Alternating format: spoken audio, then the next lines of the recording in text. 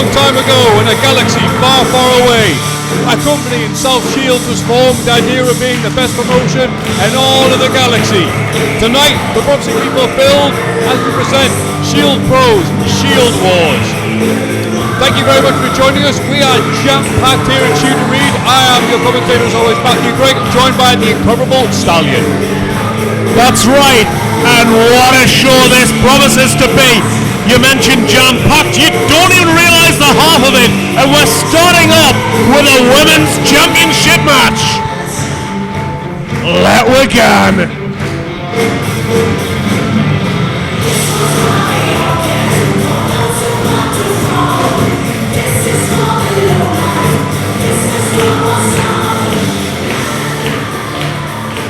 And her opponent,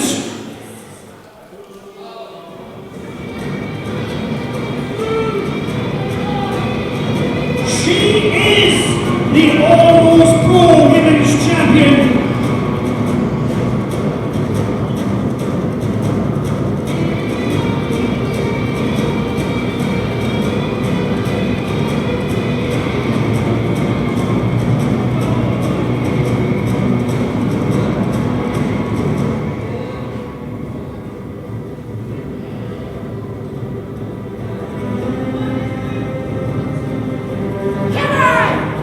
She is the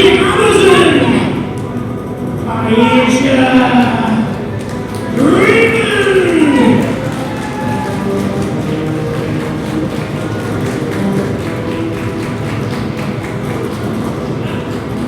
And here she is, 6 foot of savageness, the reigning, defending and undefeated Almost Pro Women's Champion, Aisha Raymond.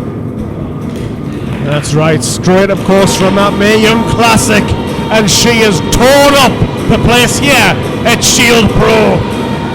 She is defending her title yet again. This time her competitor is none other than Shield Pro favourite Little Miss Roxy. And she doesn't even trust the referee to do his job and hold up that title. And I wouldn't either.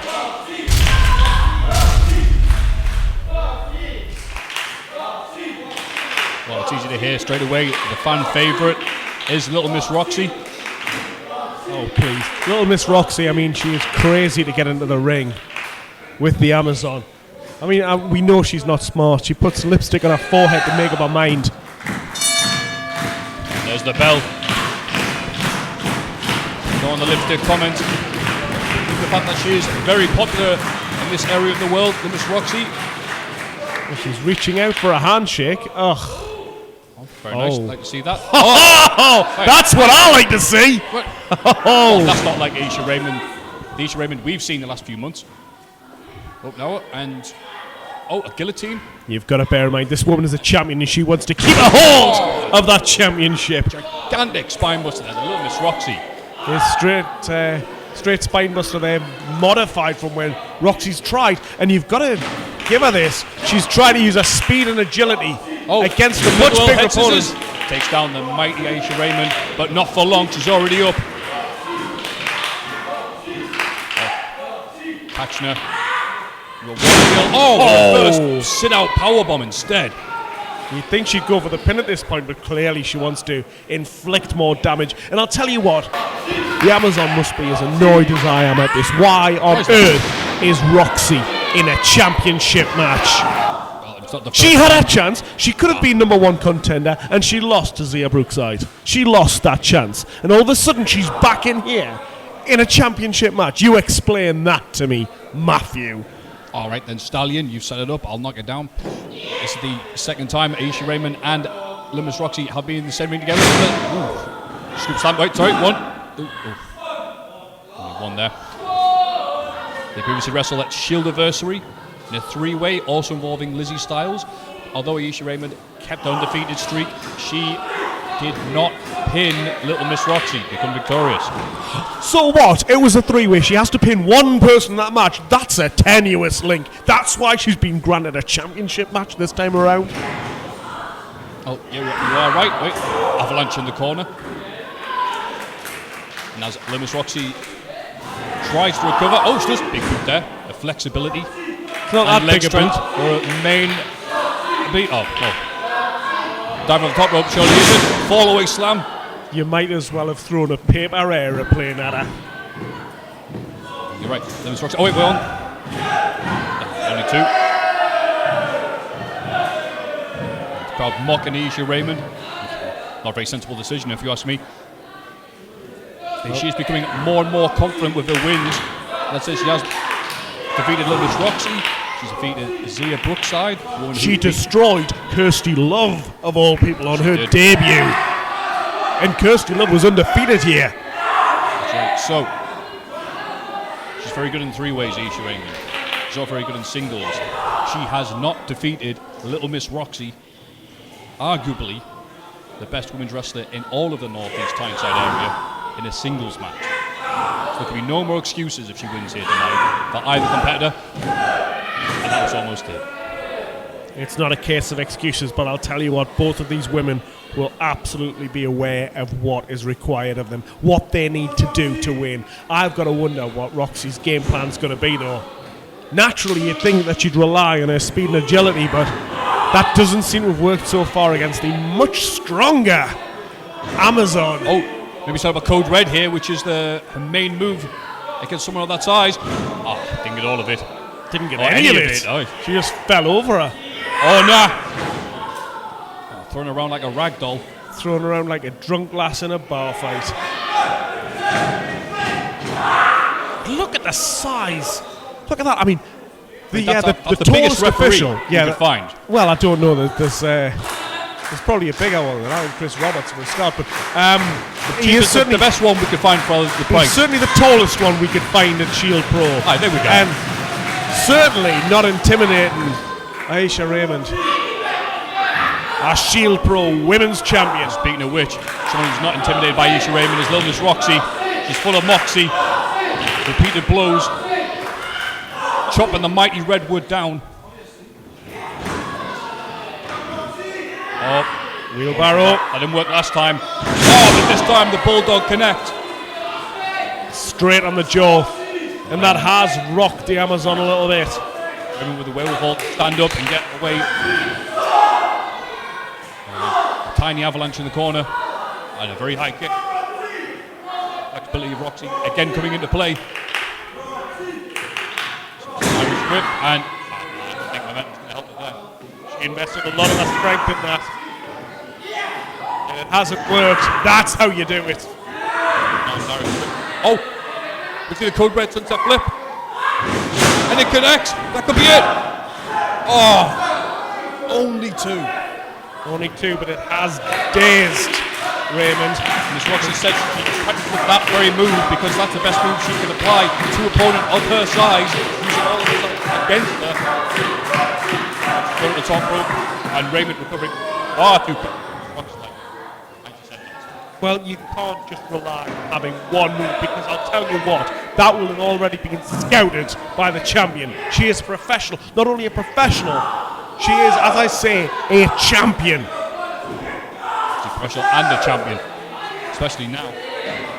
And whilst I don't believe for a second that Little Miss Roxy is deserving of this, I don't believe that the Amazon is taking this lightly. As you can see, I mean, that's like German suplexing a Barbie doll. What you do in your own bedroom in your own spare time is your own business. I knew that would somehow come towards me.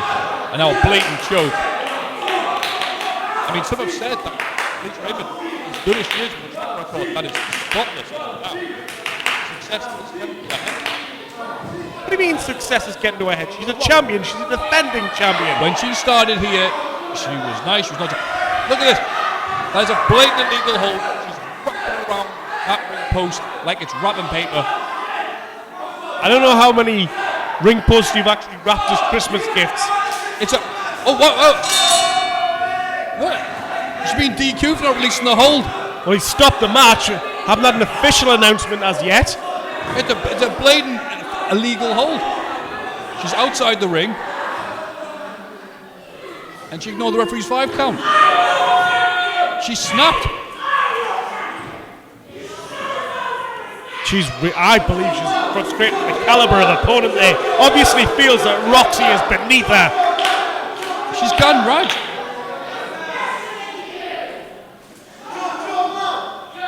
Well, we still haven't had an official word on this. What is the decision from the referee? I think the referee's trying to get it. Make sure it's safe for the guy to make it. Oh, she's back in the ring.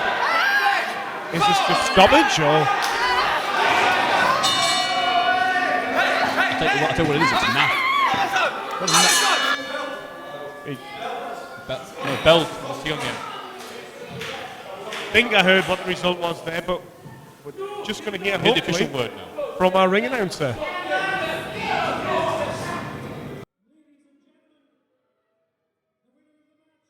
And still, your Almost Pro Women's Champion,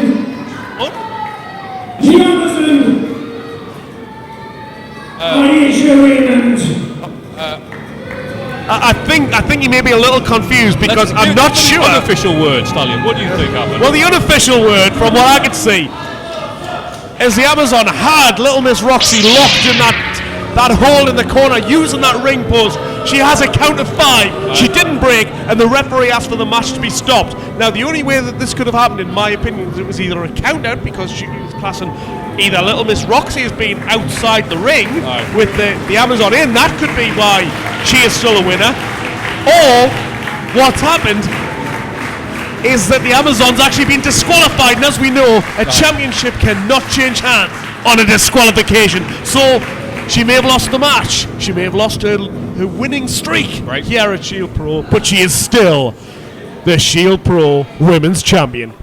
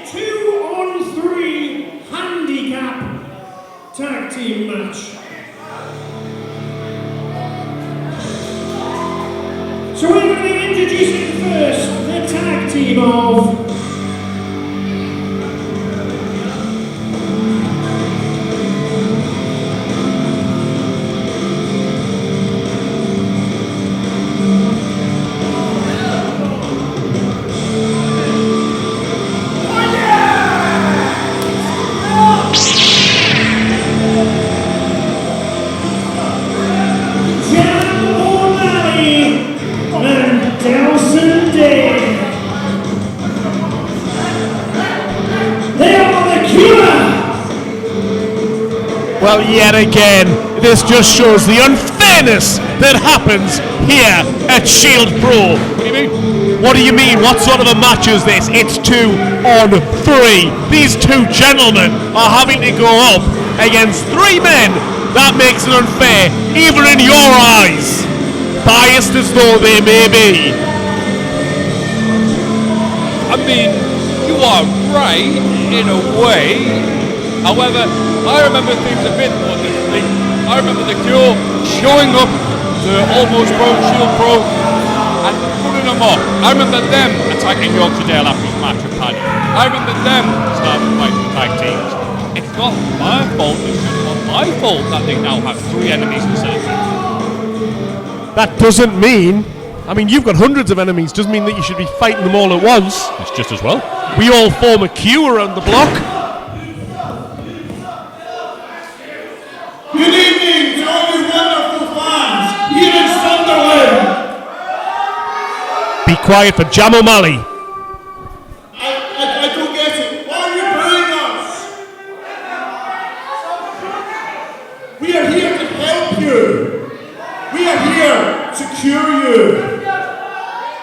So you backers!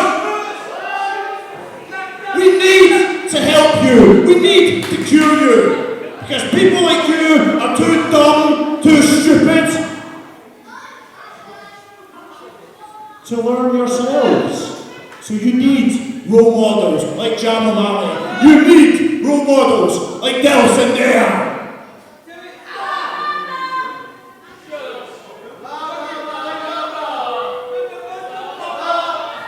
So as the old saying goes, bring it on. Thank you. And the opponents. Sorry, the DVD doesn't have subtitles.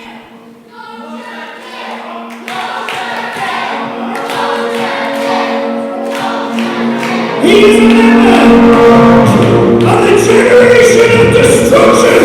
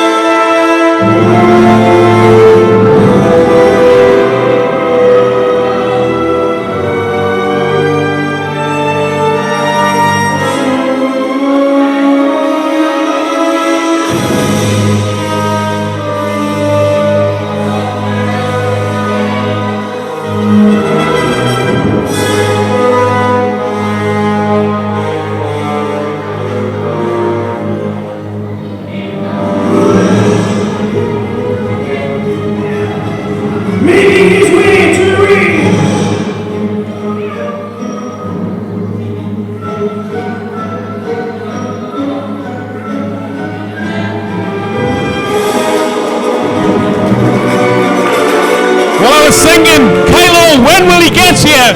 But now I'm thinking, Kylo, when will this end?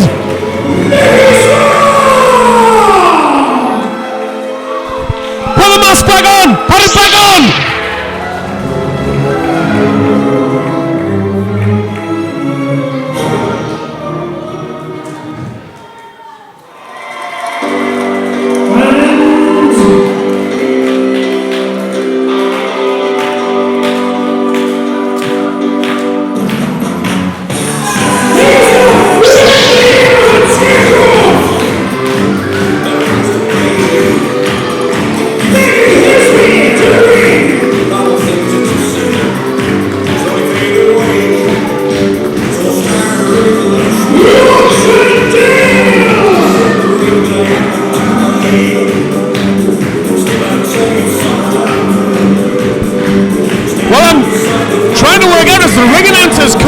The ring.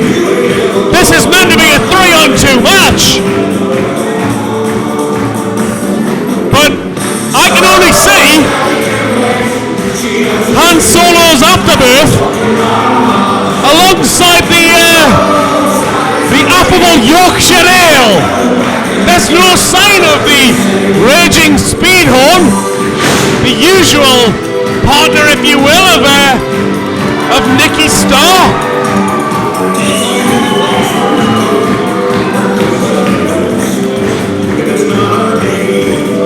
His colleague in the GOD means conspicuous by his absence. It was supposed to be 3-on-2. The announcer said it was 3-on-2. We're looking around. I think are they making separate entrances? And the camera crew are ready. And then interesting there, acting partner. Come on.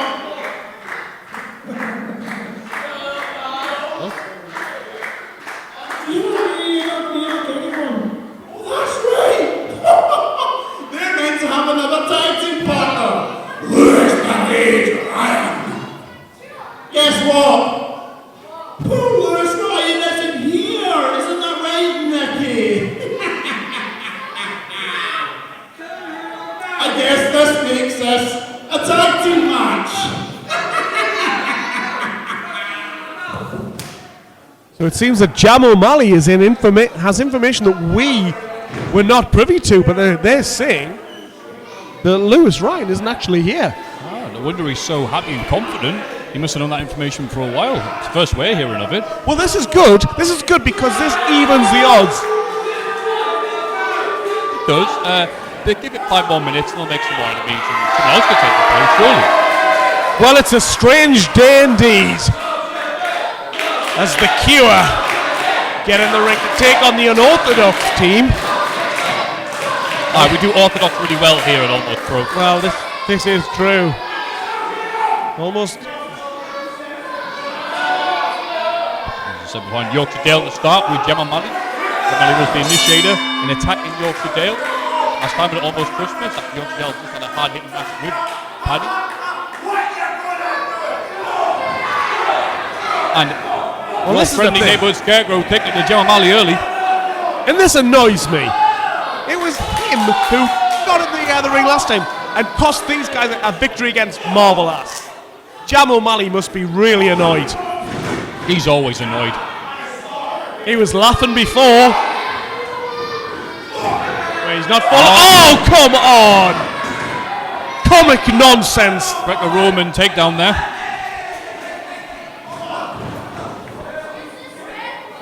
Yorkshire Dale.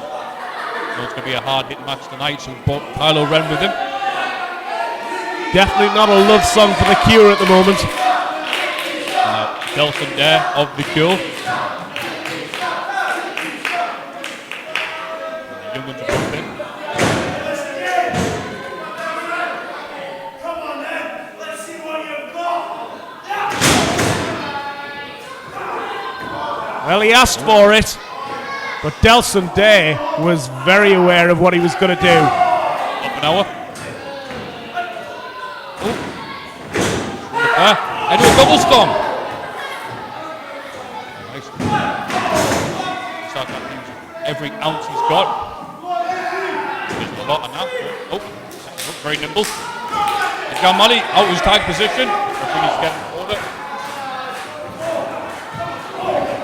Then the base and Starr with. And attempted to get a win. Yeah, I think he's certainly going for that, but. Looks like he was in it tonight.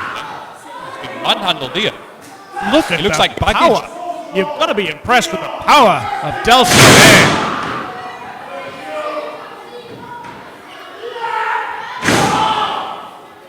Jam O'Malley just launching that elbow. Not enough.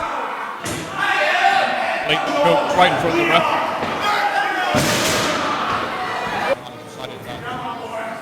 Him and his tag partner are the Cure. Then the Cure, the problems of Almost Pro. Those problems being whatever they just. Those problems being myriad, including a distant play-by-play guy.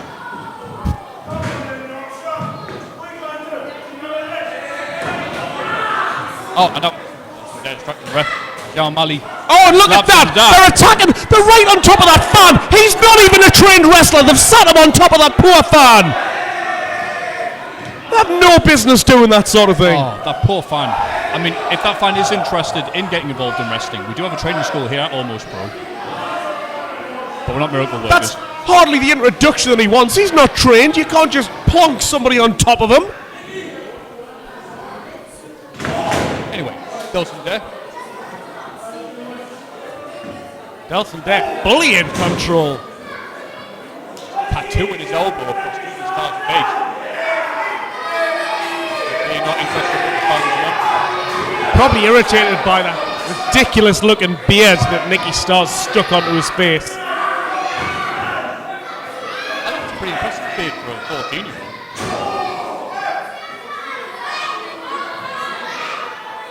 And big tag there. Falling for it. Oh, they're clearly a well-oiled machine. The Cure, if nothing else. Wishbone! That's a story. And I think they've done the world a favour because they may just have stopped any little stars from running about in future. I definitely know Star Wars prequels. That's it, ladies and gentlemen. This is, of course, Shield Wars. Hence the reason that Nicky Starr came out dressed in that ridiculous outfit.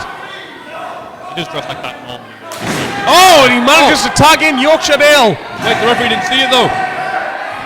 Then in which case, it didn't happen. You're playing the referee like a fiddle. Oh, and just Shouldn't be a cello at that size.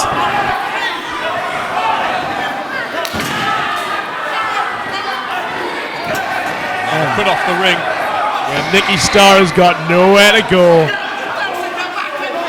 Jam O'Malley. Have a clutch in. What's the Is it not a Jamal clutch? No.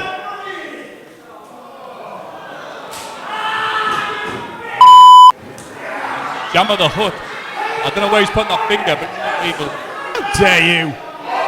What a disgraceful thing to say. Sorry. Oh, still up Inzaguri. I didn't mean about where his finger went. The insulting name that you gave him. Both men down. Before getting behind Nicky Starr. Need every one of his Twitter followers to show support now. One corner jam. Yeah, Jam was trying to tag out there, but missed where he was meant to be going. And again, he's gone to the wrong corner. Third time lucky, maybe?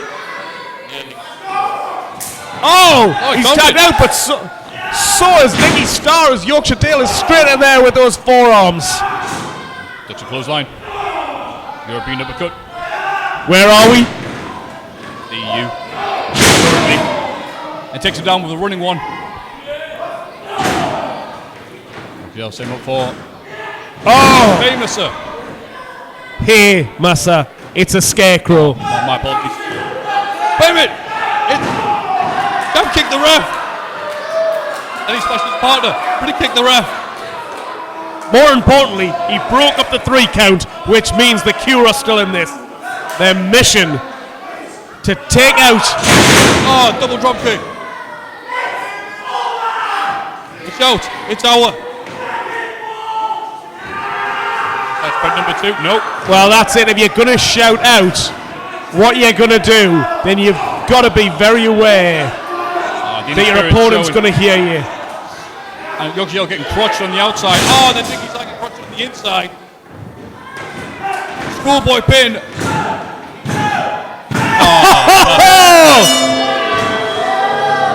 Ladies and gentlemen, the winners of your match, the tag team of Jam O'Malley and Delson Day, the Cure. Well, I'll tell you what. Yorkshire Dale and the Generation of Destruction tried to form a rebel alliance. And Nicky Starr obviously tried what he classed as his best. But the Cure ended up being the Star Destroyers.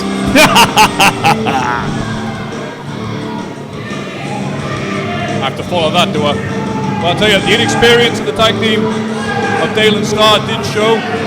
Maybe one day they'll be trained enough to be able to cheat like the Cure just did.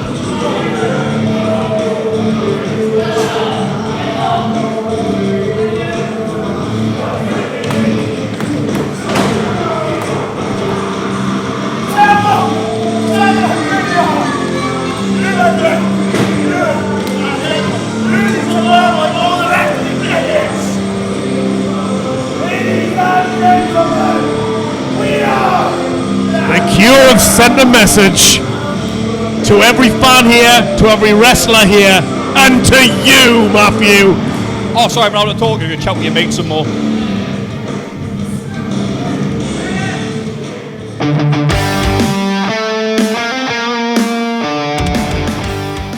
I never wanna see you ever again, and I never wanna kiss you now and again. 'Cause every time I see you, the whole thing comes back in my head.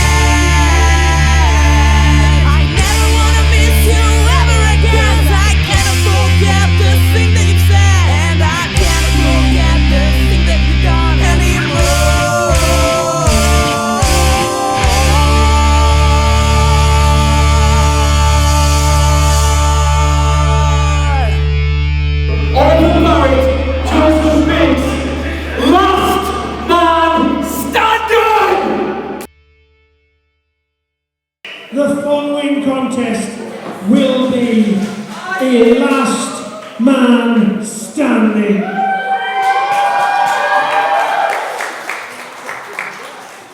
To confirm, the match will be no countouts, no disqualifications. The only way to win this match is to incapacitate your opponent so they cannot answer the count of 10. And so, making his way to the ring first,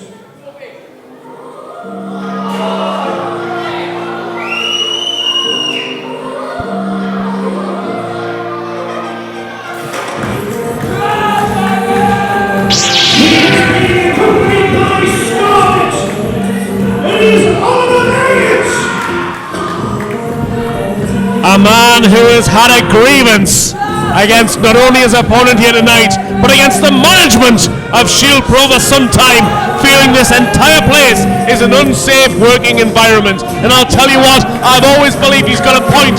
For example, they've set me next to a toxic pile of sludge on too many occasions now. Well, I agree with the unsafe working environment. It is wrestling, and my back aches from carrying Sally in every show we have. But one person who does not have any aches in her body anymore is the fully recovered, fully operational Oliver Barrett, making his return to the ring here. Since March, this man has been on the shelf. March, since that devastating tope over the ropes we saw in the video package that happened against Joseph Biggs. This man has had nothing but Joseph Biggs on his mind since March. He has interfered and made sure that Joseph Biggs has not won a single match since then. No, he hasn't. That's an excellent point that you bring up there. That's something that I'd like to touch upon. Joseph Biggs cannot get a win for love nor money. Ever since he got as far as the tournament final to crown the first ever Shield Pro champion. Before that, yes, you could look through his career and it was glittering. You would see wins everywhere. However, he's not been able to pick up a single win, not even against a disguised Paddy Flanagan. Oliver Barrett showing some gymnastics early on to show that he is 100%. It's on his terms, this match as well. That's really important. The mind games that he's played. He's interfered constantly in his opponent's matches. He has got inside his head, got inside his mind, and he did it one final time by making sure that this was a match that he wanted, not just a regular match. He made sure it was last man standing.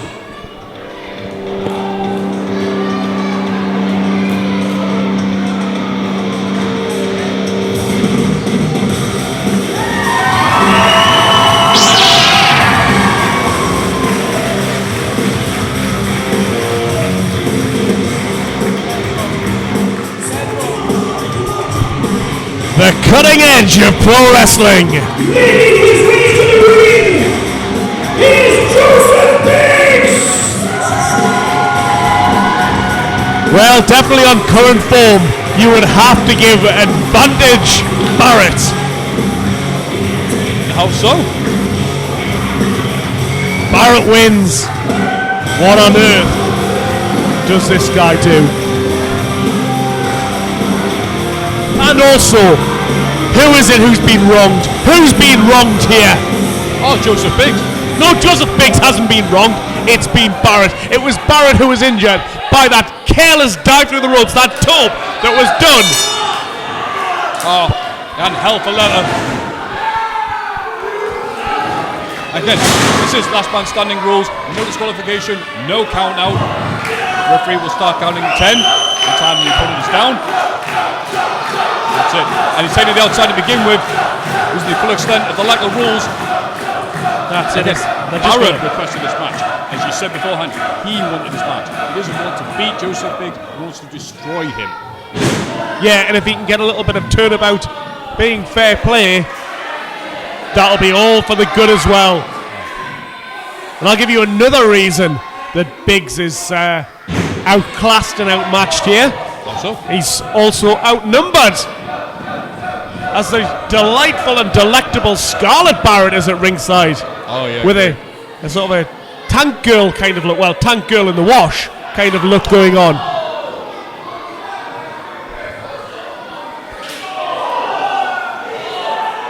Big out. Barrett taking him all the way to the wall. And the thing is, the referee really needs to be out for this. He's pointing to stand in the ring. He doesn't have much to do. But if the guy goes down, he's got to make sure that he counts him down. Yeah, he just realised he has to put some work in now. Again, just a big. Oliver Barrett may have a lot of built-up aggression towards his opponent, but it's nothing compared to Joseph Biggs. Not a win since March. This man had all the momentum going, all momentum to finally get a shot towards the almost pro title, and every obstacle he's been able to overcome because of this pink-haired interferer. You're right, injuries happen in the ring, and you're right, Oliver Barrett does have a gripe because those months, in wrestling terms, those were months, those were years, those were decades in wrestling time. So he's had a lot of momentum and of career taken off his. There's no reason to take it out on Joseph Biggs. Oh, as he tried to launch for that kick there and received one back from Biggs. And he's seated on the outside. Joseph Biggs. Crowd getting excited at the anticipation. Oh, and a running swanton. Taking him and the chair down. It was like a cannonball, wasn't it? Knocking. Alright, let's call it. It was a cannonball. Why do we bother employing you again? Oh, good luck. And the referee should be issuing a 10 count. You say that? I mean, usually the rules are if the 10 count can be issued anywhere. Maybe we're doing them in the ring only. What I believe's happened is that in that contract that Barrett had Big sign, the 10 count only counts inside the ring. That's fair enough then. So these two are going to destroy each other with a snap suplex on the concrete floor. Reverse that. Scarlett is just looking on. We couldn't see it, but we could definitely hear it. Got to be worried. Yeah, the referee might as well get his phone out, start playing Candy Crush until they get inside the ring. Oh, another vicious scoop slam on the outside. I think you should do that anyway. It'd be far better. These slams on the outside and suplexes couldn't happen to a nicer guy. Well, this could just exacerbate that injury. Throw him in the ring. Oh, and there you go. And Oliver Barrett is certainly hoping to send Joseph Biggs to his tomb, which is apt because this match is sponsored by Tomb of Rock.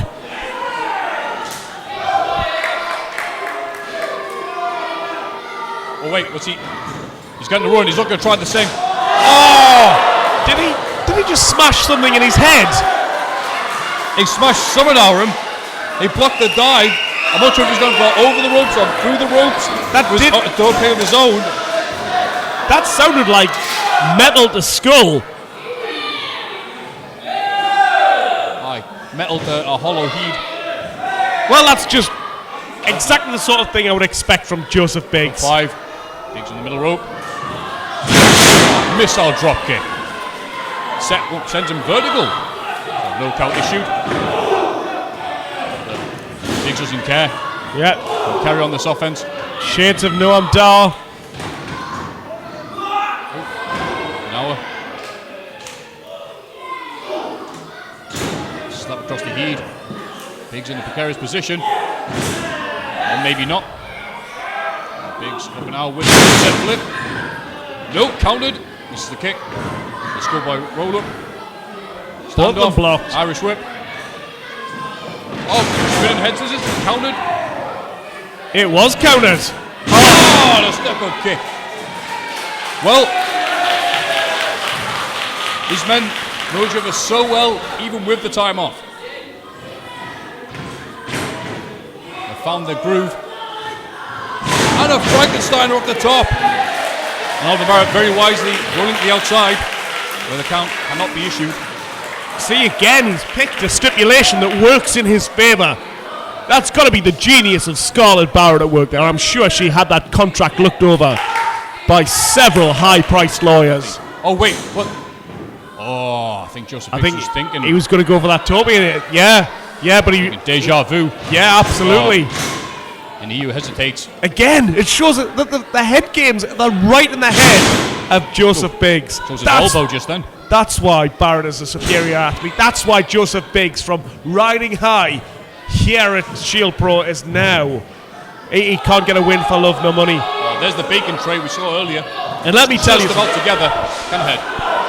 there are 14 lights in this building on the ceiling out. Do you know how I know that bit of trivia? Go on. Joe Biggs told me. He has done an intensive study over the last 12 months or so of staring at that ceiling. Oh, very good. And it's all down to his own inability and this guy getting into his head. Joseph Biggs wants nothing more to remove the curse. And those in things place around his neck. Those things hurt. I can tell you from first-hand experience. Those things crack. Suplex that. Beautiful suplex. And it looks as though all the toys have come out to play. Taking full advantage of the fact that it's last man standing. Insult to injury as he just spits water into the face. I hope it was water. I mean, he's rubbing his eyes. Maybe it wasn't. But regardless, on the power of the scoots them off the bacon tray. Yeah, straight down onto that tray. Now he can relax as the referee issues the count. And Biggs has just kicked that tray out, and that's actually quite clever because if you remove the weaponry from in there. Blatant choke. Again, it could be as blatant as he wants to now because there's nothing the referee can do to stop it. He could kindly request he not do it, but Biggs knows his self-defense. Oh, swing and a miss. Oh, right on the boggin. And no amount of hair gel or hair dye is going to block that Singapore cane. And a very strange leg drop assisted Singapore cane. I think that was more insult than injury that time. I think it was the leg drop that was meant to be the main attacking proponent there, and the Singapore cane just added extra oomph to it. It was a three-legged leg drop. Something I can't relate to. Wow. I don't think it's that kind of show, dude. And another blatant choke. The referee can just stand and watch like the rest of the fans.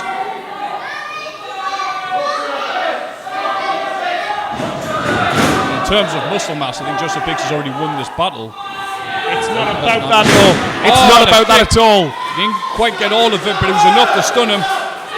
It doesn't matter if you're smaller than the other guy. If you've been wronged, a weed like you could be up against a man mountain. I don't know like against me.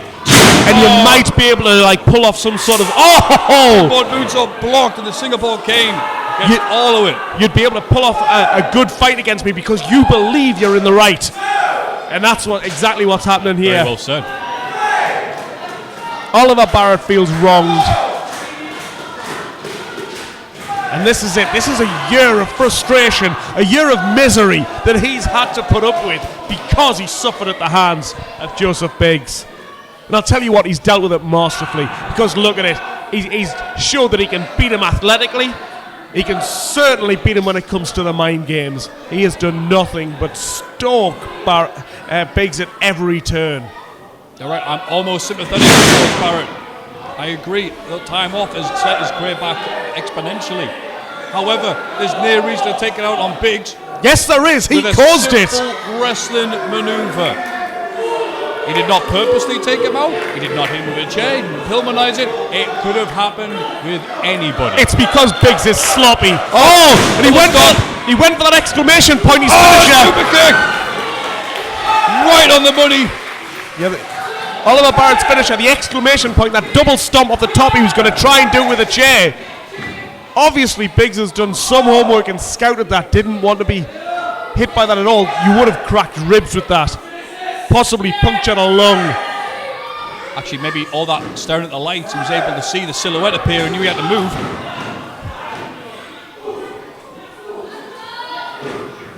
Biggs fighting out. Just on the position. Brutal German suplex there. No bridge, all impact. Scarlett looking concerned. She should be. As she gives some words of encouragement to her man. Oh, basement dropkick straight into the ankle. Oh, low angle DDT directly on the chair, and he lands on the chair as well. That might be 10, ladies and gentlemen.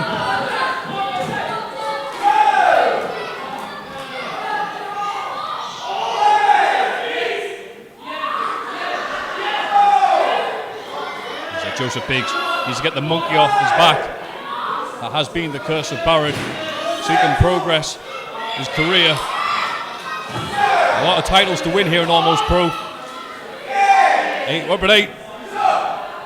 Oh, that counts as being up. It's good enough for the ref. Oh, the fam's carry. Oh, he's on both feet. Assistant on Oh, the back cracker. Oh, the Biggs immediately up. That's a chair. Holds it. And that was a spinning kick which just drove that chair straight into Biggs' face. That's exactly what he did. And you know what? Your natural reaction in there at this point is to go for the pin. Look how cool, calm and collected Barrett is by not doing that. It shows how in control he is of this match. He can sense the victory. Absolutely. Barrett has attended, as we know, because he's been in every bleeding Biggs match. He's been out. So he has still been a student of the game. Now he's got the family carry position of his own. Biggs countering. Oh, I don't like where that's going.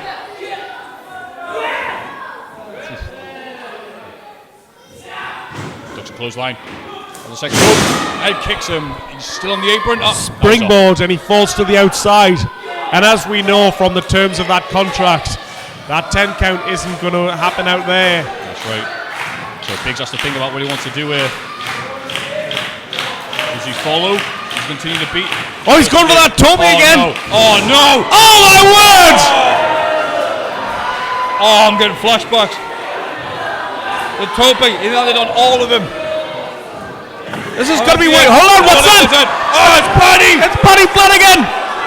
What are you doing here? Drop kick to Paddy Flanagan. That's awful. Why would they do that to Paddy? Hasn't he got enough on his plate? Alright, get away, gravy drinker. Oh, now Scarlett's in. And she's standing in front as she just throws a slap to the man. I'll tell you what, that's rightfully done, because she's had to spend a year of her life looking at. Oh, that is just disgusting. Absolutely disgusting from that man. Oh, the chair! Straight to the forehead. As Paddy Flanagan does the decent thing and takes it to the back, like he's sneaking away the last biscuit off the plate. Exclamation point. There's the chair.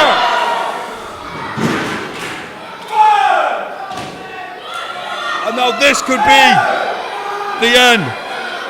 Oliver Barrett could be the last man standing. I don't know, the crowd are going wild here, begging for Biggs to get up.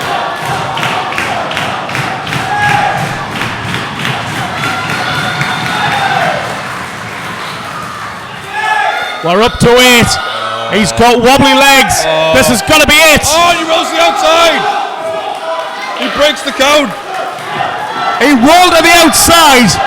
And Oliver Barrett, furious, grabs a hold of the referee. Referee is powerless to disqualify him. He's got to be mad because those are the instructions he wrote in the contract. He's been hoisted by his own petard.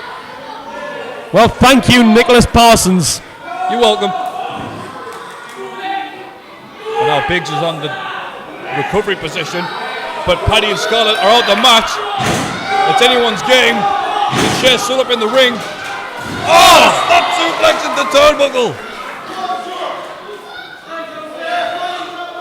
I'll tell you, neither of these men have got to get up in the morning. I hope. And Barrett, who was desperate for closure on this, wants his revenge against the guy who put him out, took years, well, a year of his life out. No, you're right, years. There's all that experience he could have been getting elsewhere. Almost Pro goes from strength to strength. And Joseph Biggs, the fight is going to second.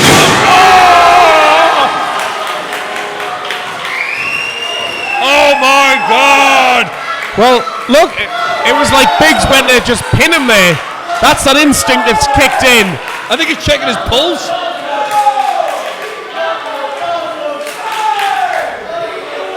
Barrett needs to recover quickly. We're up to 6. He's never recovered from that. Biggs has got to get to his feet also. Biggs is up. Oh, come! Biggs is off it! Standing! And you know what makes me sick is his man's cheer. This man was out of action for a year. He wanted that closure. He needed that against the man who put him in that position. And Joseph Biggs manages to pull that out. It makes me sick. Joseph Biggs, the curse is lifted. His first win since March of last year. And I tell you, if he injured Oliver Barrett before accidentally, I have no idea how long he's going to be out after he intentionally did that to him. Well, some dramas can't be carried out on the Jeremy Kyle show, but here in a wrestling ring at Shield Pro, they can. Oliver Barrett down. What will happen to him? But Oliver Biggs, Joseph Biggs can hopefully take some closure away from this. Will he move on to successful winning ways again though? And I'm glad Scarlett is here, as well as Paddy, because they can scrape him up, put him in a bag and take him home.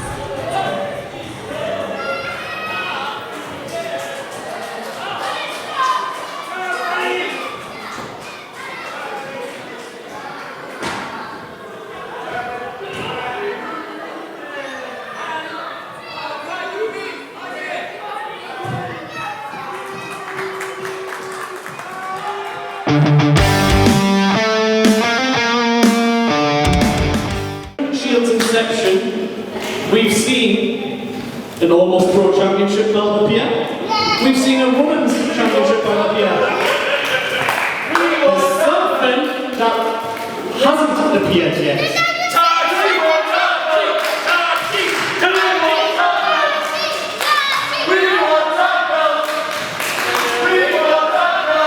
You know something? So do we.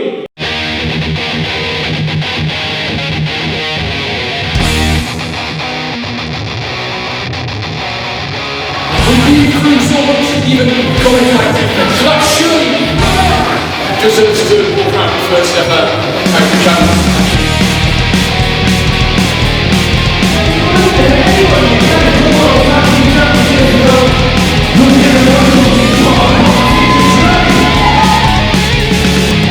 Live fast, walk on, live like you never die. This night is out there, quick to blood. Carol, this place is what we've waited for. Waiting for.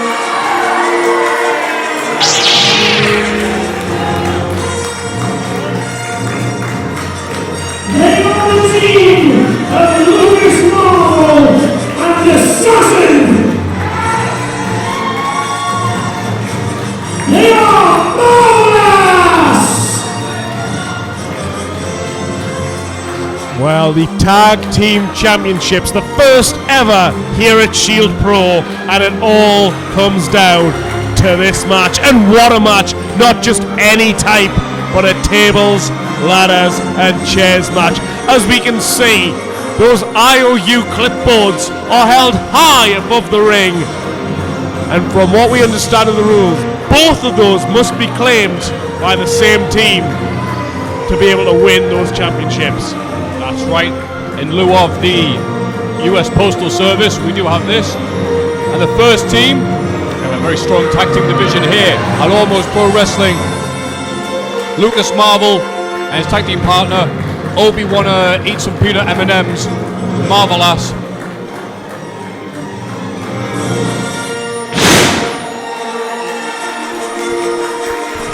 Assassin 1 Kenobi. There we go, aye. The captain, Lucas Marvel, of course, who always looks as though he's C-3PO without the gold paint.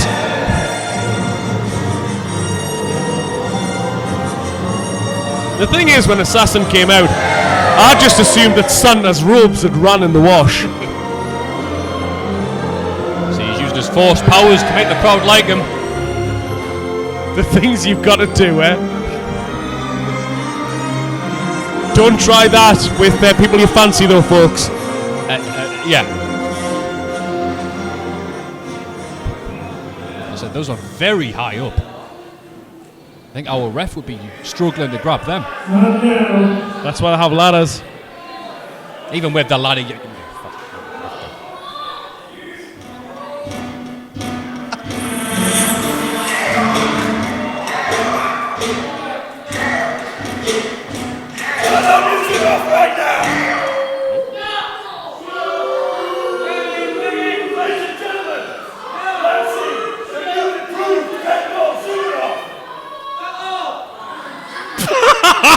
oh Lord.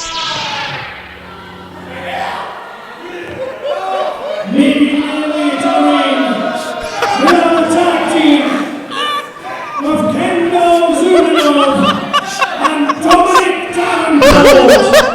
They are Davenport! He's got his mom's leggings on.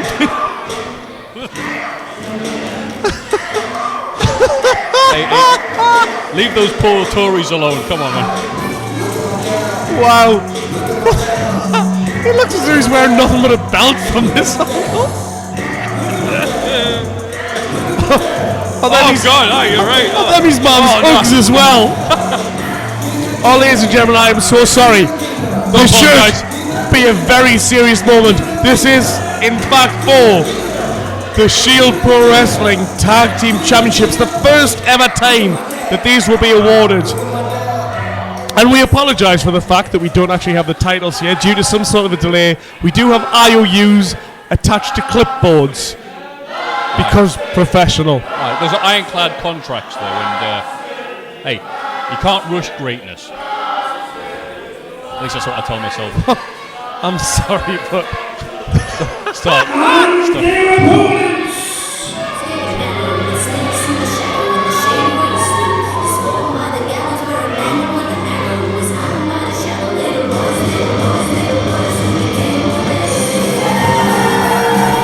accompanied by a little smash, they are Fractured Crown and Rabbit.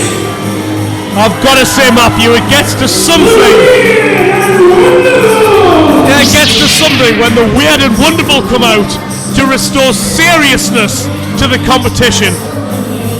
Well, we're not unique here on Almost Pro. And it'll get more unique than the weird and the wonderful. I don't know which one's which.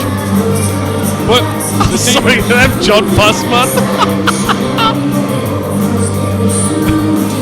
see, the team of Fracture the Clown, the former Almost Pro champion here, and Rabbit, they were enemies for a while, thanks to an errant chair shot from Oliver Barrett. Rabbit remembered that he likes Fracture. So he's hoping he doesn't get smacked after night and turns on him. Well, ladies and gentlemen, this Tag Team Championship match is brought to you by Poga at your place.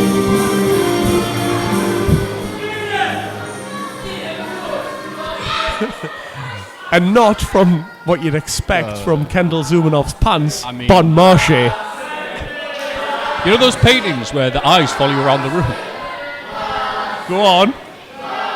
What a crowd we've got here tonight, Stallion.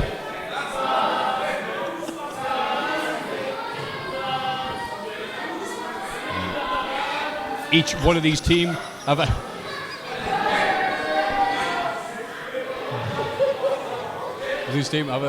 state their case to be the brand new. No, they don't state their case, they state their clipboard. State their clipboard. Thank you for correcting me. To be the brand new first ever Almost Pro champions. Oh, and Tory boy down. And look at them, none of them. Look at that. As you notice, that Dominic Davenport is bailed to the outside, whilst everyone just beats up on Zumanov, but it looks as though the Weird and the Wonderful are having none of that. And it's like, the team of MarvelAss has taken one, the team of the Weird and Wonderful has taken the other. And we know that MarvelAss and Davenport have history involving brass knuckles. Oh, good! Up an hour onto the bodies of the Weird, Wonderful and Davenport. Cans Kendall Zumanov. But look at this, You have got MarvelAss in the ring here. Why not go for the ladder at this point? Come on, make this quick. You could be the first champions. You don't have to mess about. You're right, it's going to be a very quick TLC match. And now, he's gathering strength. He's getting the metachlorians going. MarvelAss. Oh. What on? Wait. Oh, the trust fall. A lot of trust there. Well, that was a Titanic move from Lucas Marvel. There we go. There are other film references available. And wait, I know it's an important match, but surely. And I'll tell you what, Kendall Zumanov's dressed as if he's just about to jump off a sinking ship. Oh my word! As the heavy hitter of MarvelAss, Assassin just launches himself with a force dive. Well, I don't see about everything, but I've seen Assassin fly. Shades of Billy Morrison there, with the acrobatic ability of the Love Albatross. And then goes to work on Rabbit. Those weren't very impressive dives. However, with all teams doing it, has been at equal levels. Grab the ladder. Oh! Zumanov just thrown into those ring steps. Aye, zoom, indeed. And the referee, pretty much redundant here as well. All he needs to do is check that those clipboards have definitely come off there and they're both in the possession of the same team. Exactly, both of them. Very important to note. And I'll tell you what, I'm worried. Oh, and a little smash there. I was just about to say, why is he at ringside? Well, he's just been almost pie-faced there by Dominic Davenport. Well, I mean, if he's going to get involved in the action. Well, why is he here? I think a work experience scheme. Oh, God, and the... See, the thing is, the guy was all this is the thing, right? They make Little Smash wear this mask. I think they've been told to have to babysit him, and their parents don't know that he's actually here, right? So they've hidden him under this mask. That could work. So the Weird and Wonderful and MarvelAss teamed up on Davenport to begin with. Both members making no friends here with the use of the brass knuckles. I'll tell you what, everyone is taking advantage of the fact that it's essentially tornado rules here, and each team is working well as a unit. Exactly, the numbers are going to be as important as the ladders in this match. Okay, we're doing our very best to call the action, folks, but it's fast and it's furious. And Fracture Clown with Assassin. Irish Whip in the ladder. Oh, up the ladder he guns. Oh, and he tried to use that ladder to do some sort of high risk flip from off there, but this is what can be so dangerous in a match like this. He caught his boot. Assassin took full advantage, but wasn't expecting just a straight clothesline because not many people do that to the much bigger Assassin. And in fairness, that isn't the correct way to go up a ladder. If you'd read instructions on the side, that wouldn't have happened. And if you've done your course, safety. ladder safety. That's why training videos were invented. Now Davenport. It's not the sort of videos that you look like out of the internet. Moving on from Davenport. It's up 4. Oh, nothing but ladder. That's rung his bell. It's a rung on a ladder, you see. Oh, thanks for explaining stuff. I wouldn't have got it. Oh, wait. Little Smash has come in, and he's just launching. Right. I don't think even Security. Davenport doesn't even know he's there. This is a dangerous. I'll tell you what, this is completely. We've spoken before about the fact that Rabbit is completely erratic. He's a fool, and that's why the board of directors have come in to take control. And this is the sort of thing. It's irresponsible. You bring a small child to ringside. He's going to get hurt. Whoa! They want the pedigree. They're going to kill a kid. Ah! Oh my Gideon! We're never going to run a show again. There's a dead kid in the ring. Oh, he's out the ring, it's alright. And even I can't say that's low double. Oh. Well, Davenport stooped to nothing. Oh, and Lucas Marvel taking full exception to that small child getting beaten. He weighs the same as him. Oh, and now he's trying to launch up the ladder. DDT. Now Rabbit, what's he going to do?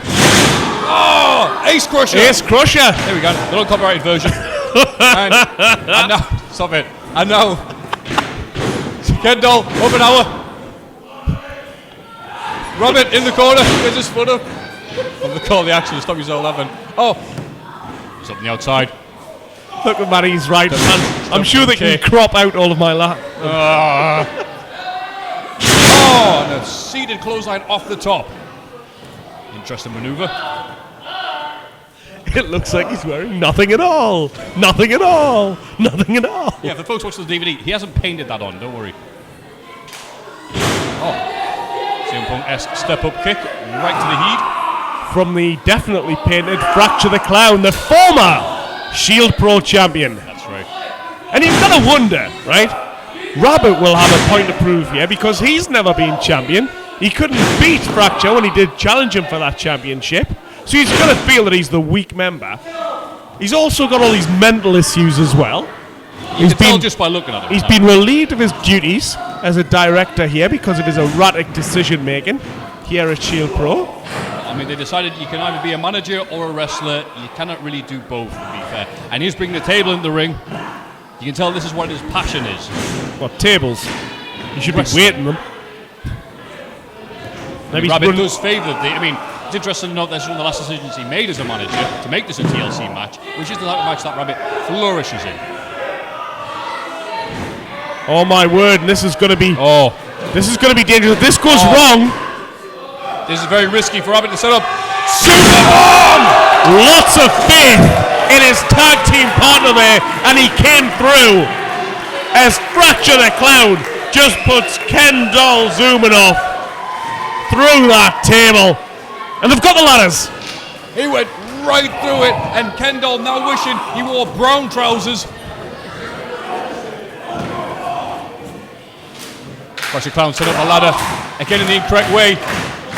Another was on the outside. It looks like he set up for something on the outside. And up and out he guns! Beautiful senton. And everyone's down again. Again, Fracture Clown could be guilty of playing for the crowd. Doing those acrobatic moves to remind them all that he was almost pro champion. I'll tell you what, some of these moves that we're seeing here are actually applaud dabble. Put the word dab in. No, don't explain it, don't explain it. Everybody's still down though. Kendall enjoying what you would call the Joseph Biggs sight of staring at the lights. Don't put words in my mouth. How dare you?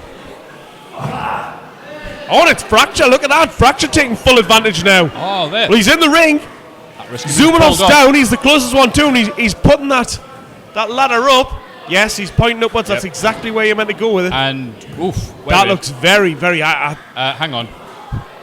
I'm not even sure that ladder, plus the combined height of Fracture... Oh! Oh, Kendall's grab him.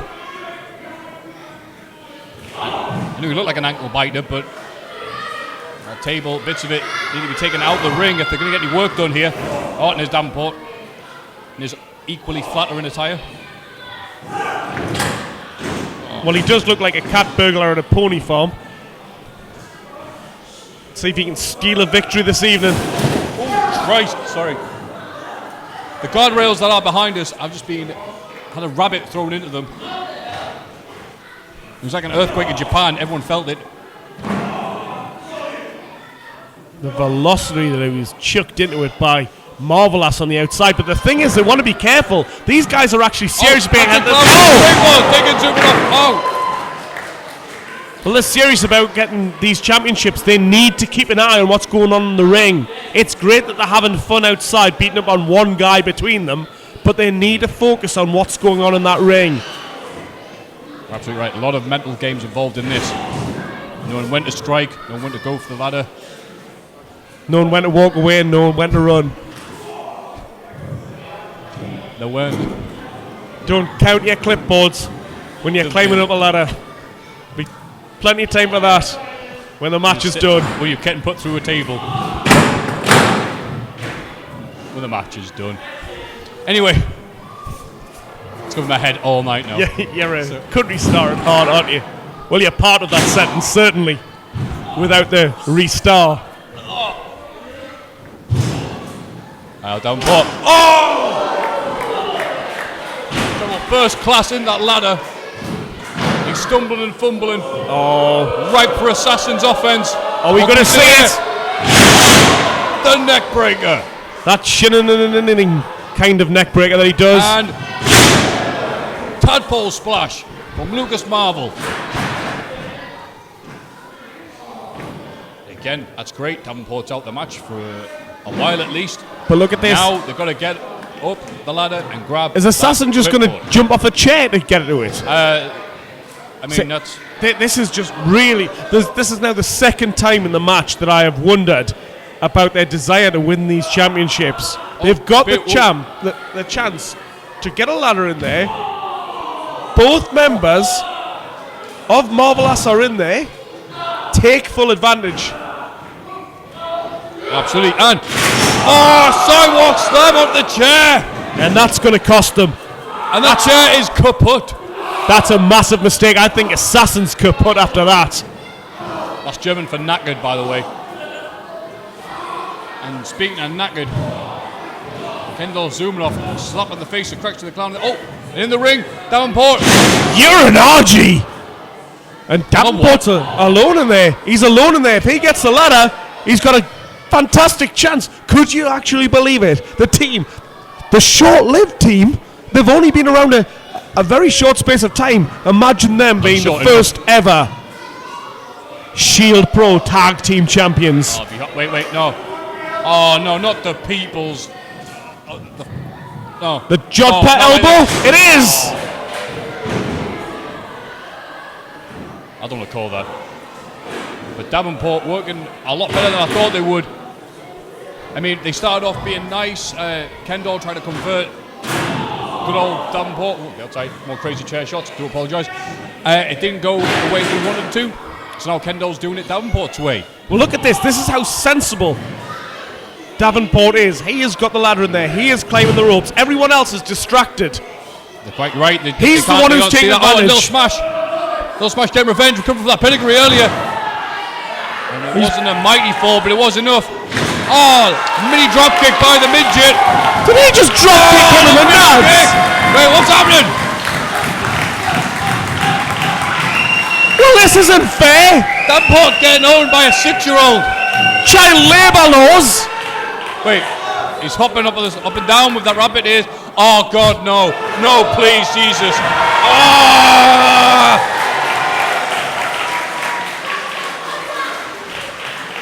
Well, read him a bedtime story. Dominic Davenport is out. How can he go back to Polo Club after being kicked up by a 6-year-old? With deep embarrassment and regret. Well, speaking of Kendall's tights, he is still on the outside. Let's not. MarvelAss in the ring, no one about. This is a prime opportunity for the taking.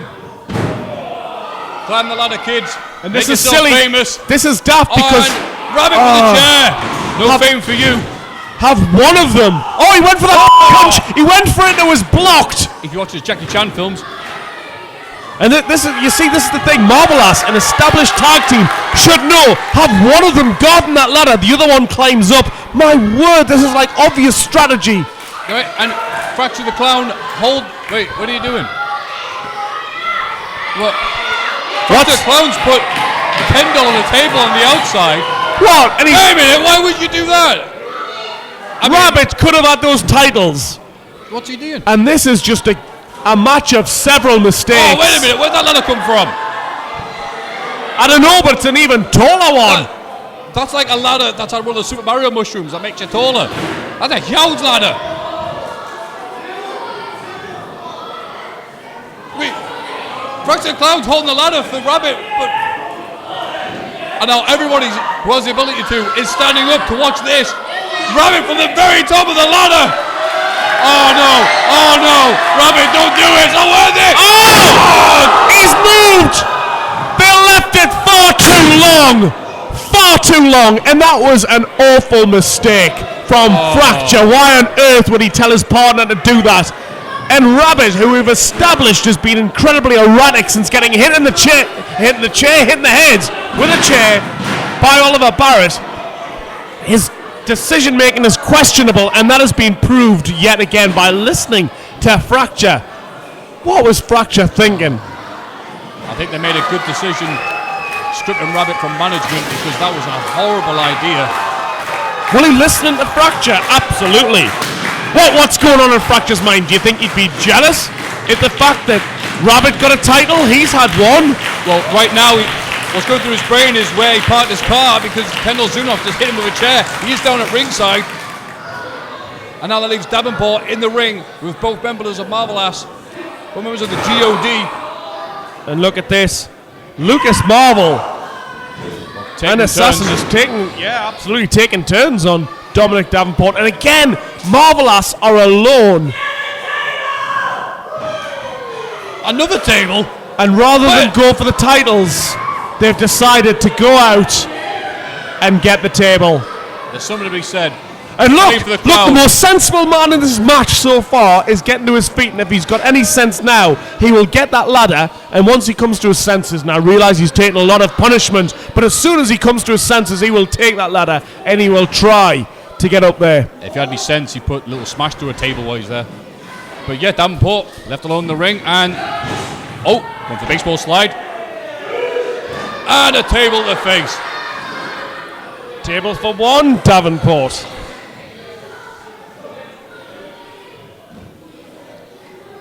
Rough night for Davenport so far.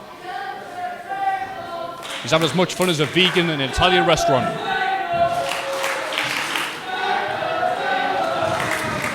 Do they not have fun in an Italian restaurant? Can they not do pasta? A steakhouse might have worked. Ah, you're right. I hear that so many times, it's lost all meaning for me.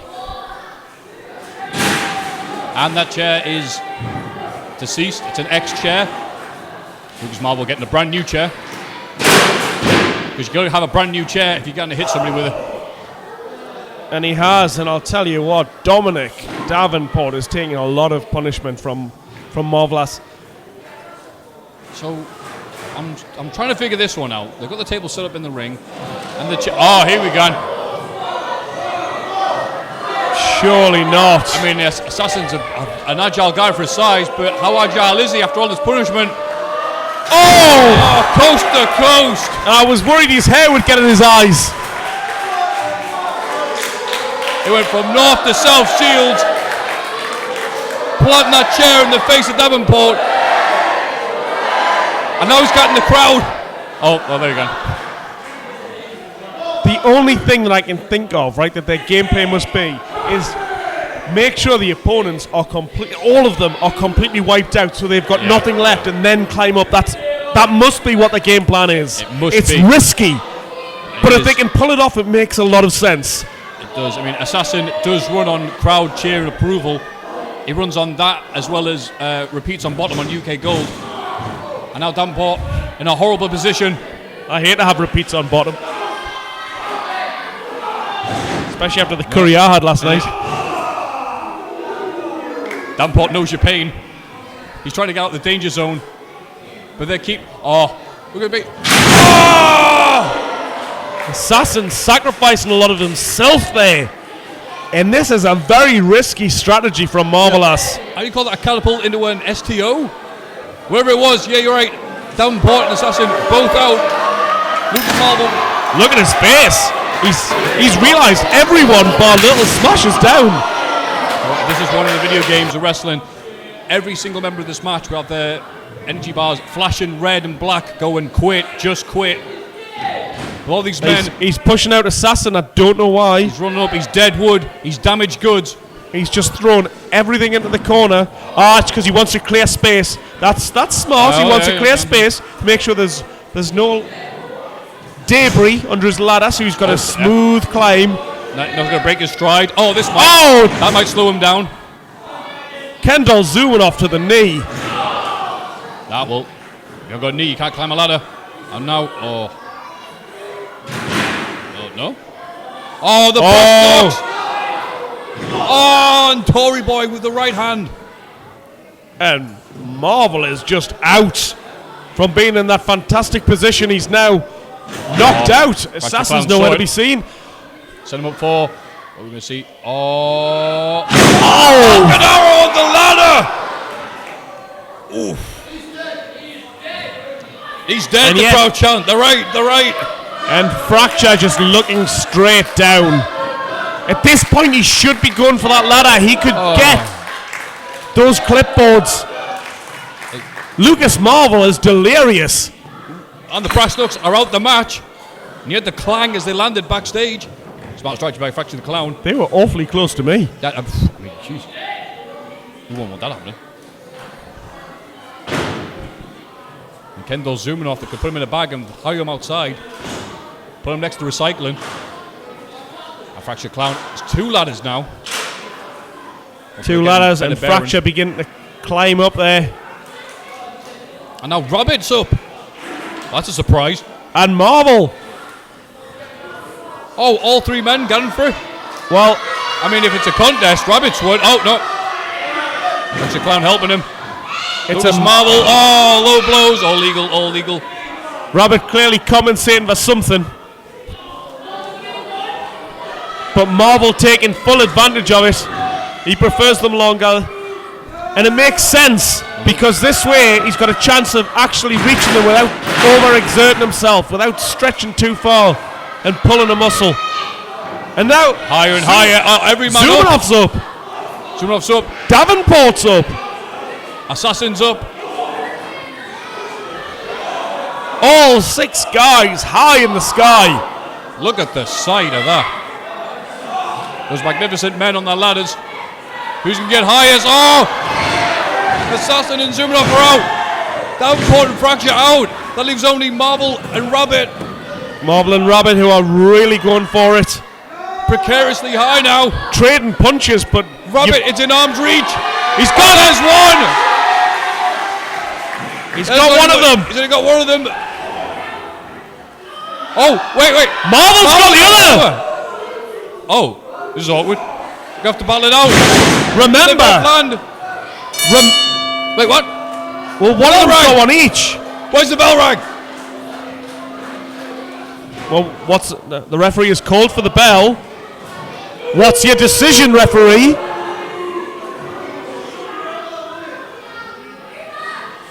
I'm thinking maybe just one contract would have been a better idea. That might have been right. This could have. I mean, referee's going to have to rub those two brain cells he's got in his head. All of this confusion could be avoided, but Rabbit is claiming it. So what is the decision going to be? Well, Fracture Clown's arguing the case, but I couldn't think of anybody worse to argue the case for Rabbit after his decisions in this match. Well, the possibilities I can see here are the referee gets them to continue until one team holds both of those contracts, or it's Marvel and Rabbit are the tag team champions. Surely not. I would really like a ruling. Do we have any members of the board of directors watching this? Oh, well, one of them Anyone on an authority? Used to, one of the guys is in that match.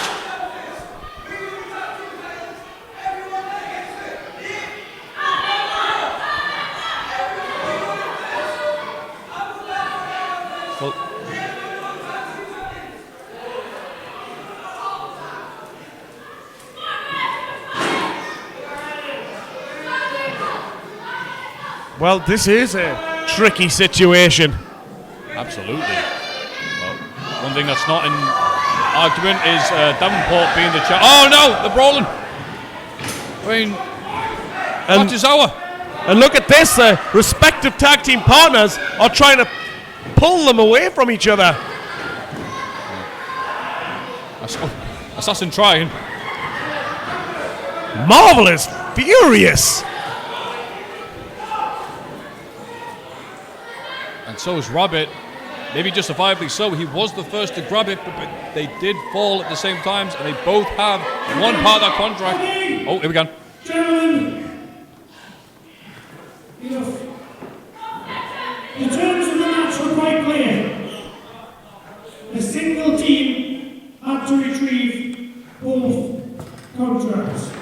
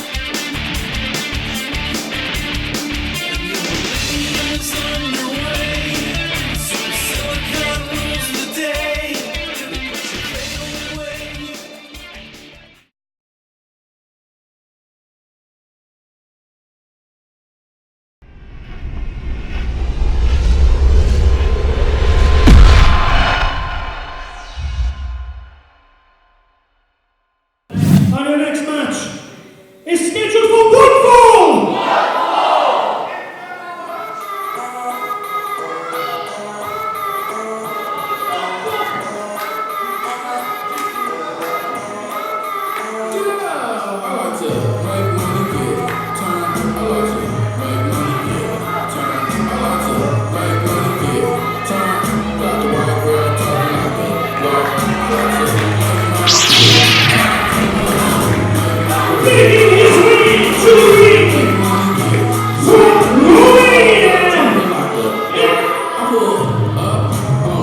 Yeah, and I don't blame Mihai for taking that microphone. He's often disrespected by our ring announcer. Oh,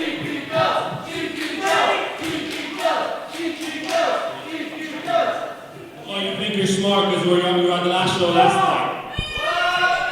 I hate the cheeky girls. You sit down. You sit down. You sit down.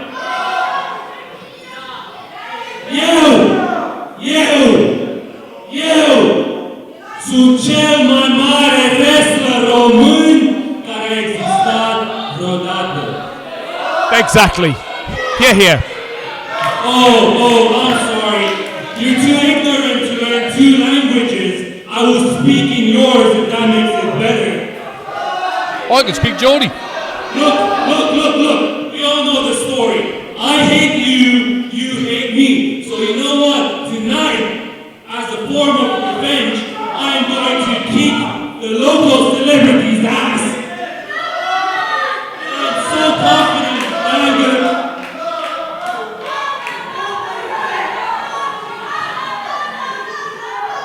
I'm so confident that... You shut your mouth while I'm speaking. I'm so confident that I'm gonna beat Dave Carbon. And if I lose this match, I quit this company. Whoa!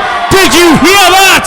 I think Mihai just said he is so confident in the fact that he is not just the greatest wrestler in Shields, not the greatest wrestler in Romania, but in the world. And he is that confident that he says that if he loses this match, he will leave wrestling. Did you just say, if you lose, you will quit this... Oh, I'm sorry, do I not speak Latin? If I lose this match, I'm going to quit the company. He was quite clear in what he said. Sun dancer, thank you. And his opponent!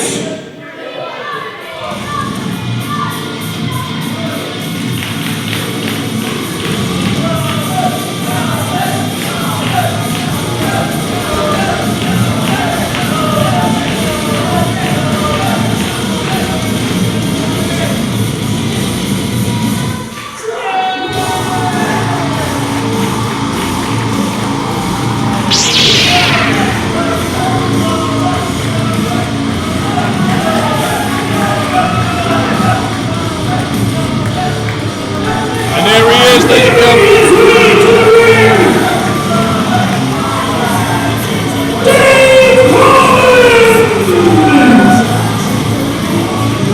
Can we get a ring announcer with some rhythm? And here's a wrestler with rhythm, if I ever did see one. The Tyne and Wheel Wolf himself, Dave Carbon, making his second match here at Shield Wars. Dave Carbon, a long-time veteran of the scene here in South Shields, North Shields, West, East, everywhere in the Tyne and Wear area. I'm very happy to see him here. Well, I'm sure you are. And this is a man who's been around for a long time. I've known him for over 10 years. I'm well aware of his accomplishments, and let me just go through that. He's had a fractured wrist. He's had a torn cruciate, a knackered ACL, separated shoulder, and he once had the flu one weekend. Those are his accomplishments, are they? Accomplishments, injuries. Never mind the fact that when he was active, he was the answer to the question, who is the best singles male wrestler in the Tyne and Wear area? And now he's come back, he's had time off. Yes, you're right, he has had injuries. It's a hard business. And now he's back to reclaim the throne. Yep. Thing is, that question that you asked at the time wasn't worth asking. But I'll tell you what, I've seen him. I saw him last time when he went up against our champion, Victor von Valtz, and showed his caliber, showed his pedigree. The man knows what he's doing in the ring. If he does that. And the thing is, takedown. how confident is Mihai? I mean, his confidence levels must be through the roof, and it's showing there as he's out wrestling a technical master. I mean, he says he's going to quit. Beautiful fly over there. He's going to quit. He's quit if he loses. Exactly. I mean, no shame in losing to Dave Carbon, but that's a bit drastic. And look at that. Wrist lock. Dave Carbon look around. Too far away from the ropes, so he rolls through. Mihai knowing his surroundings very well. Mihai thinks he's the best wrestler, not just in Shield, not just in Sunderland, but in Romania, but the world. I mean, no wonder he hates the announcer. Mihai wouldn't be happy if it was Mihai versus Mihai with Mihai as the referee. That sounds like an awesome match. Right. I would be honoured to call that. It would be a privilege to watch such a wrestling clinic. And you know what? No one would lose out on that one. I'm sure you would, but Mihai would have himself commentating. So. Alongside me, yes. Obviously. Which would be it's another improvement. It's 2 number 1 fans. You and him. Headlock grinding away at Dave Carbon. Hey, there's a few of us. We have a club. We can have get-togethers. Oh, that's nice. The Romanians. Huge shoulder block there. I didn't know you remember. Arm drag takedown. Oh, but one from Mihai. Takedown. No count. Takedown of his own. And, barely a 1. Look at this, so. Both men filling each other out. The veteran Carbon has just been shown that Mihai can keep up with anyone. He's shown it against CJ Banks. He's shown it against Sean Only. And now he's going to show Dave Carbon exactly why he is Romania's best. I mean, his win-loss record a bit suspect. He was not victorious against CJ Banks, despite being very impressive in the ring. He was exceptionally impressive. One of my favourite matches in the brief history of Shield Pro. And he was able to overcome the odds and defeat Sean Only, though. So hit and miss for Mihai. Whereas Dave Carbon's, on his reputation alone, has more wins than Mihai. Now we're going to test his strength. I don't think Mihai wants to get in with one of them with Dave Carbon. Owner and supplier of Meathead. You can tell he's been eating his own stuff. Well, I'll tell you what, this match comes to you from our sponsor, Smith's Chippy. You can tell he's been eating lots of them as well. You're saying what? He's enjoying his nutrition? Hey, you've got to get your gains to get your mass. Not the easy bit. Anyway. Is that a Catholic thing? Oh, very forceful clothesline there from Mihai.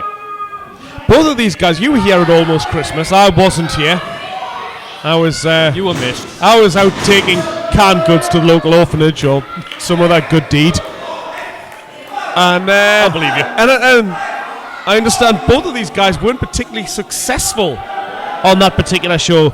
Dave Carbon, of course, answered an open challenge to Victor Von Valtz and was unsuccessful in his title shot. That's right.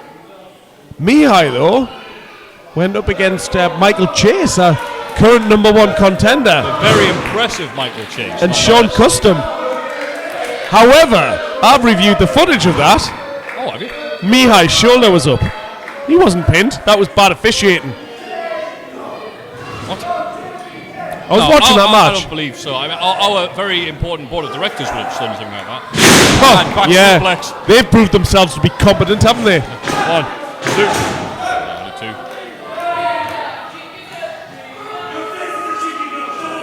So Mihai, his Romanian heritage showing through.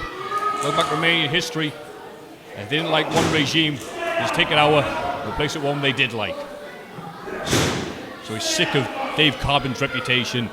The myth of Dave Carbon, not the myth of Mihai, run wild here in South Shields. Kick sets up there. Elevated neck breaker. Shades of Assassin. 1, 2. Not assassin-esque enough there.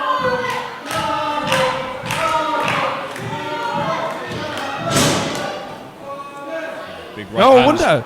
Carbon will have heard that announcement from Mihai.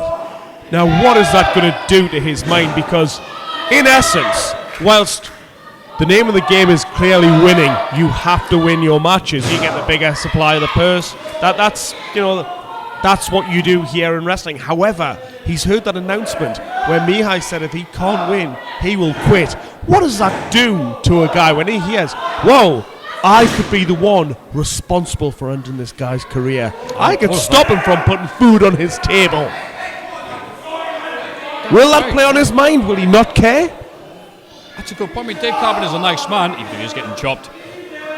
I don't think he's the type to walk around bragging that, haha, I retired Mihai.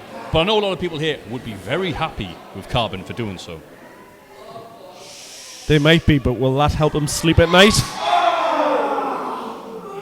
No, but that might.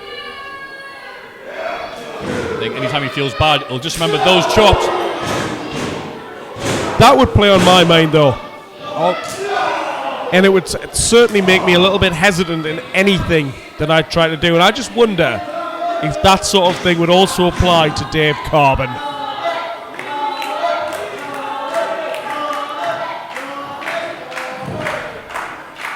So you and Carbon go way back, you say? We do. I'm very aware of his abilities. But Oh, that was a beautiful... almost. What do you even call it? Oh, there we go, the pinfall instead. It was very close. That was it. Close. It was a modified version of that Draculariat. Oh, that's right, I forgot that lovely name. Say it again. Draculariat. Oh. Now both men up, slugging them. Mihai really pulling out from the roots of his inner core because he realizes what's on the line here. Oh, takes it. He's back up. Polish hammer. Up again. That was a hell of a combo, but is it good enough? But look at that, though. He hooked those legs in. He does take Mihai serious as a threat.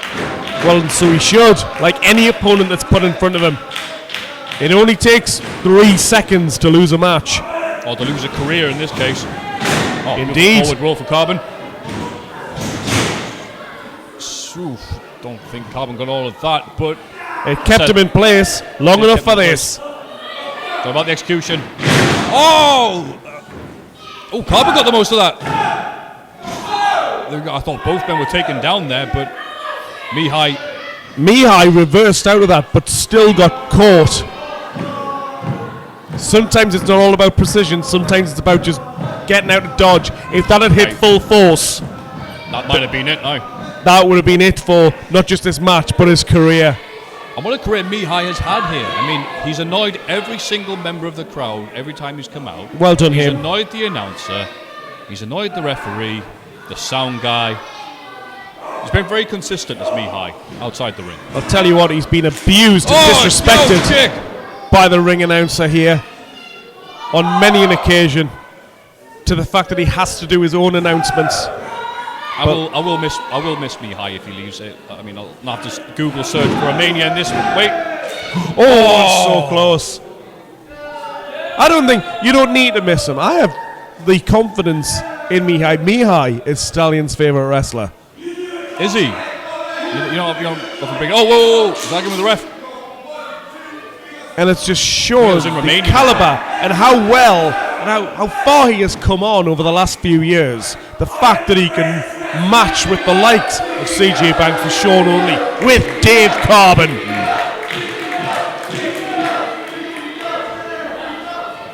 He really did state the case of which he was certain. He definitely did it his way. Suplex now. No, countered. He's got it. Well, fireman's carry. Carbonizer. Oh, nearly got his finishing move there. Mihai slipping off. Oh, and these are some horrible kicks now to Mihai. Oh, great kicks if you don't like him. For another front suplex. Brainbuster. Oh, God. He Vlad the impaled him with that. And surely he's not. Carbon going to the top rope. Oh, like old times. Turning back the clock is Carbon.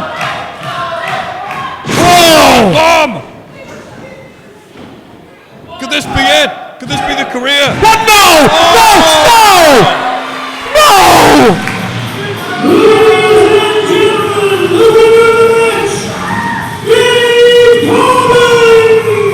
You know what? I have known Dave Carbon for 10 years. I have all the respect in the world for everything he's done here for Northeast Wrestling, for wrestling full stop. But what he's done there is absolutely reprehensible. He has taken away the career, the cash flow, food off the table for the family of Mihai. I am absolutely disgusted and appalled at the actions here tonight. I'm so mad.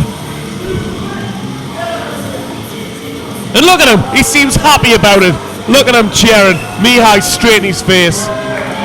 Oh, Mihai, a very rare show of respect. I mean, is that it? Is that the end of a career? Well, I'll tell you what, it was him, it was Mihai who showed all the class here. Wow, well, Showed class on a losing effort, and well, what this being their shield was, it looks as though Mihai ended up encased in carbonite.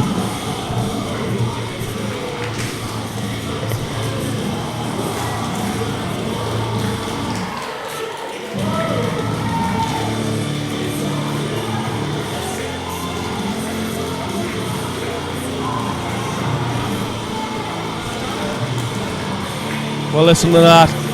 Carbon's won, and even with all the respect here in the room, the crowd is oddly silent. I think it shocked them, the fact that they won't see a superstar the caliber of Mihai here in Shield Pro again. You want to know when I'm catching that cable shot?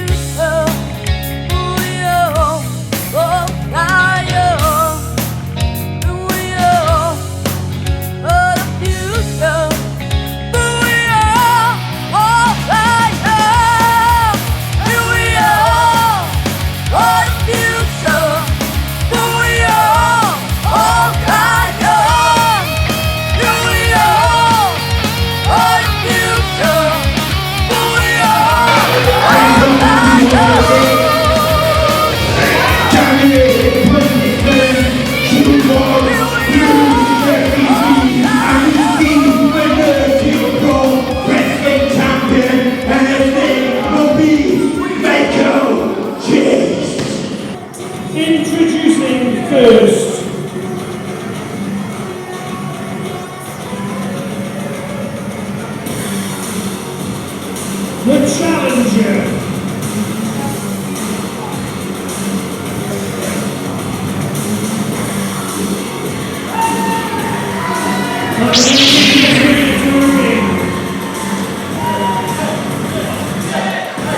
Michael Chase.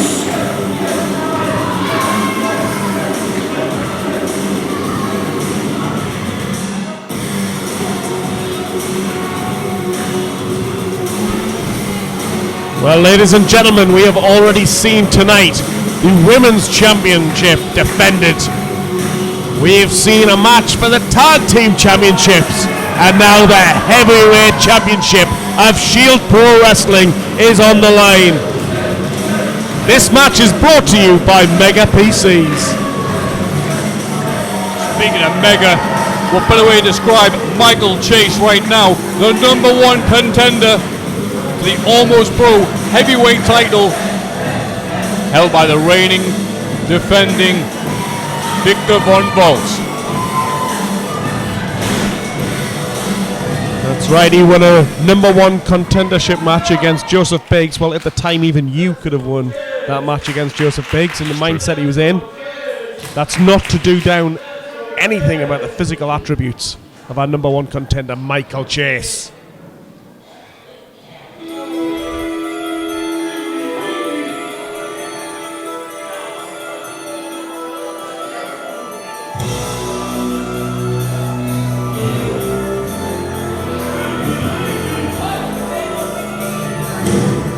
This is the man that he has to get through if he has any aspirations of being the Shield Pro Champion. Like the men and the dummies he has to get through. Victor von Valtz, very successful in his title defenses with a lot of help. His assistant,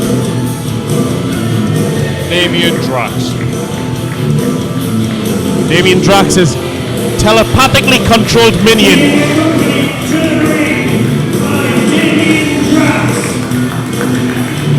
He is your Almost Pro Champion. He is Victor von Valtz.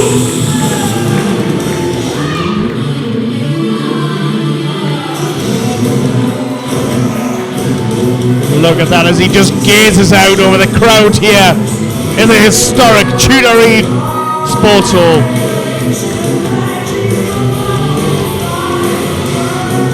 Damien Drax just raising Charlie, the ventriloquist doll that is certainly a good look charm to our reigning Shield Pro Wrestling Champion. That sounds obvious, but this is definitely going to be a very physical contest between the two. Oh yeah, both are very big men, and look, Michael Chase seems just a tad bigger. In excellent shape, he's been doing a lot of training. I understand he's been working out backstage for quite a lot of this afternoon. He's got the look, he's got the crowd support, he's got the momentum, But to does he succeed in Tudor Reed. have what it takes to be the third ever Shield Pro Champion? Oh, okay, he's going immediately to Drax. It'd be a good strategy if he took him out to begin. It's a very good strategy, but the thing is, and he's just kicked the doll. Oh, is that little smash? Oh, not 2-1. No, as the ventriloquist dummy is somewhat effective. And the match is on. I think Damien Drax is conflicted now. He knows the game. He knows that Michael Chase knows what the strategy is, which is get Damien Drax to distract and use that dummy to the best effect. So Michael Chase, as Stallion said, defeated Joseph Biggs at Slammiversary, Shieldiversary even, I beg your pardon. However, last time we were here, Victor von Valtz took on Dave Carbon in an open challenge match. And I'm interested, I've never seen this. Michael Chase was okay. He let him have the title, even though he was the #1 contender. This is the thing. We've talked about mind games a lot tonight. And I think it's incredibly important to realize that Michael Chase realizes that this is for a heavyweight championship, a very prestigious championship. And so he wants every advantage he can. He's worked out, so he's got the physical attributes there ready. He knows how to wrestle, as we can see there. But what he wants to do is just get inside the head of Victor von Valtz. And that's a difficult thing to do, is do mind games with Triple V. However, what he's done is he's allowed other people to have shots against him. He knows that regardless of who the champion is, he's got a shot. And if Victor Von Valtz has managed to retain, which he has against Carbon and Sean only in open challenges, you'll be wondering, why is he ducking me? No, it's all about who's in control. And in this particular case, it was Michael Chase. Michael Chase says, no, I'm the number one contender. I have the power here. I will say when we fight. And he's picked tonight at Shield Wars. You're exactly right. He's reversed the roles. He's making the champ wait for him. Now, a lot of feeling out process here that I was expecting from these two powerhouses. Well, that's it. It's all about power between these two. They are. It's not what you class tactical wrestling. They are just both trying to outpower each other. There is no finesse. You can see the holes, but they are applied with... Bite him! Referee right on that, but I mean, it is illegal. Oh, the one time he uses his mouth. Oh, he's mute, you know. He is very deep with his thoughts, certainly. Doesn't speak, well, at all to the likes of you. There is there's communication, of course, between him and his minion there, Damien Drax. Telepathic communication. Oh, look at that! That's disgusting. Disqualify him, ref. That was so blatant. I didn't even see the other biting happen. I saw it. Oh, well, you would. He's got to work that ventriloquist dummy with that hand. That's just awful. And carry his championship. And took Damien Drax in at night. We go for a more traditional lock-up and... Standing headlock. Yeah. Chase. Power in the corner. He's forced to let go. Oh, holds on. Sneaky move there. Shoulder block, the midsection. Chase, lots of momentum. Huge uppercut in the corner. Whoa, right on top. God, he's quick for a man that size. Look at that! Missile drop kick. Drop kick all the way off Ben Nevis. Great. Oh, he gets a 1 count. Michael Chase not put off by the mind games or the face paint or whatever. Now Victor Von Valtz spring the table. Ducks. Oh, Victor Von Valtz, heavy clothesline. Only gets 2. Von Valtz, of course, has been a fighting champion ever since he beat Fracture the Clown for that championship at Shieldiversary. Did indeed fracture the Clown. And he ripped the turnbuckle pad off and powerbombed him into it. Nightmare takedown. Oh, doesn't last long though. Down. Up. Power! Overhead belly release suplex. Well, it's very wisely having a breather outside. Trying to feel his back. And Drax is now just taking a little bit of time. The advantage here is with the champion. He can come out and take a moment.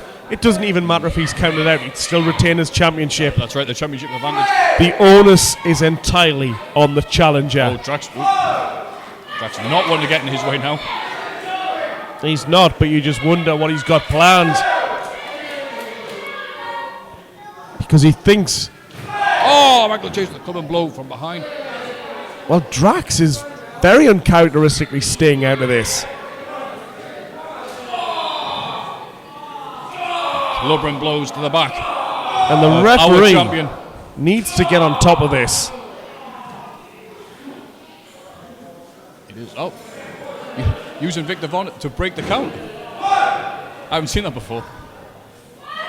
Michael Chase, quite young in terms of in-ring experience, but he's shown himself to have veteran instincts here. Well, he certainly is, and it's the way he carries himself at the moment. He is carrying himself as if he himself was the champion. Well, visualize yourself if you want it. And now he's brawling all the way into the crowd.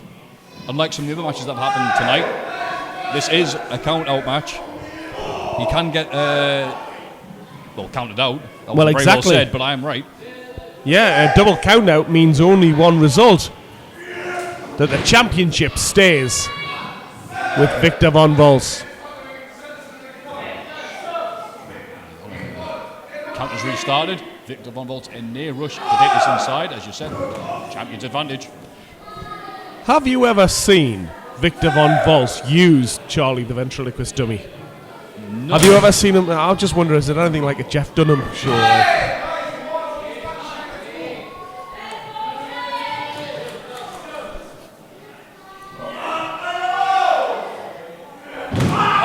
Scoop slam on the outside. I hope the concrete wasn't cracked by the impact from both men. Well, on the grounds that it's a wooden floor, I don't think so.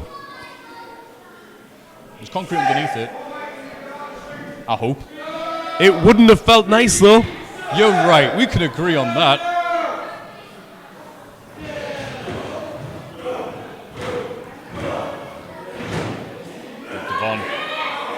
Von Valtz is losing his temper here, I think. I think he may have realised that actually Michael Chase has brought his A-game. He has got such a confidence around him. Right. I wonder what would happen if Michael Chase put Victor Von Valtz in a submission hold. Could he verbally tap? Well, yes, you tap with your hand. That's, you know what tap means? Yeah, he wouldn't say I quit, he'd actually physically tap. I thought by saying verbally I would be understood. It's quite ironic that, actually. And now Irish whip. Oh, he was not expecting that. And the champion is reeling from that spinning back elbow. Only two. Both men stepping up here now. And I would imagine that Drax is looking concerned under that mask right now because Victor Von Valtz seems to have met his match. Michael Chase firmly in control. Oh, they took Drax out. But again, all that's going to do is certainly it's going to hurt Victor Von Valtz, but you've got to be very careful if he's on the outside. You cannot win from a counter. Oh, and Drax is down! Drax has done nothing, and all of a sudden disqualify him, ref. He's interfered in every single one of Victor Valtz's matches. Has he done it tonight? Has he done it It's tonight? a Has he done it preemptive tonight? Preemptive strike. Disgusting, Morley. That's not what I want to see from a champion. He's not a champion yet, but he soon will be with that kind of strategy. Brought in the crowd again. We're at 5. We don't want this to go to a double count out. The crowd certainly don't. Ooh, and I would like to see another scoop slam onto the wood. Now I would like to see a definitive victor here as well. A definitive victor. Oh, well, we know you want to see that, don't you? And he's in, and he breaks the count again. But why? And why not? Why would you do that? Why would he break the count? It doesn't matter. I'll tell you why. Because this is a fighting champion. This is a guy who wants to show that he can get it done. That it doesn't matter who you put in front of him. And as champion, you are going to get the toughest, the baddest, the hardest thrown at you. And he wants to show that he doesn't just want to win by a count out. He wants to show that he can beat him. Right now he's showing that he can wear Michael Chase out. Sometimes leading the chair to get in the ring. Sometimes it's a battle of attrition. And right now, Victor Von Valtz is winning that battle. So close. Count is 7. There's a 10 count here. He realises what's on the line. He could be champion if he can beat Von Valtz, but he needs to get in the ring, and it's that drive that spurred him on, and he's just got back in. But Von Valtz has had a chance to rest and recharge for a short moment, and he needs to use that to his advantage, which he's not, as Michael Chase is on adrenaline. Oh no, all that punishment just made him mad. Only 2 from the fired up Michael Chase. Definitely got a second win there. And Von Valtz, every time he thinks he has the advantage against this incredibly impressive young man, trading clotheslines, he seems to be able to come back and just look at that determination. He can feel that title. He wants to strip that from Victor Von Valtz. But look at these two massive individuals just throwing clotheslines at each other. Oh! Simultaneous big boots. Both of them had the same idea.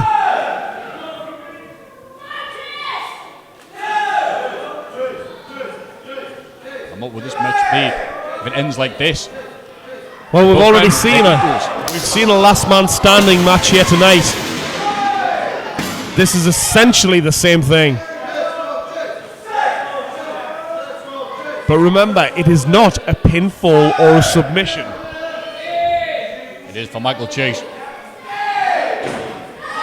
My point being, the title would not change hands. Yeah, I knew what I meant. Anyway, both men up, feeling weary. Who can recover the quickest, though? That's a massive right hand. The referee wants to have a look at that. 'Cause that will be illegal. Oh, the back suplex! And that was absolutely brilliant by Victor Von Valtz. Took full advantage. This might be it. Oh! And the skin of his teeth. But look at that. He's absorbed all of those huge right hands, all of that punishment from this powerful young man. And he's managed to just spot that mistake and capitalize on it. That's what a true champion does. Absolutely. You see Michael Chase, even though he's on the floor still, he had the wherewithal to turn onto his chest so he couldn't be in another pinning position. Well, he either had the wherewithal or that was accidental. Sometimes that sort of thing does happen. If it works for him, it was deliberate. Oh! Speaking of accidental, deliberate. Right on the... whatever. Oh my God, that vertical leap! And just flings Von Valtz off the top. He vaulted to the top rope in 1 bound. Incredibly impressive, but he has been training for this match for a long time. Could this be it? Just out by Von Valtz. Not yet. See, that's the thing, and again, it plays into the mindset of the individual. Victor Von Valtz is contractually obliged to be here at this show and defend his title. Michael Chase has picked and chosen his opponents. He hasn't said, oh, I'll take me title match straight away. He's given himself time to prepare. He has scouted Victor Von Valtz. He has worked out his strengths, weaknesses, and got himself into that fighting fit shape. And oh no! The referee, who hasn't been the greatest this evening, oh, the cannonball, has just got on the way. But it doesn't mean nothing. The referee is down. This is the worst case scenario for Michael Chase. And now Damien Drax has got the title belt. yeah, but Michael Chase in the ring, well, he realizes that the ref is out. Is he hoping that somebody will run in? He's now going across to the referee, and He's not happy. which one of the seven dwarfs is he? And referee Craig Bird is still out. What? Ah, for crying out loud.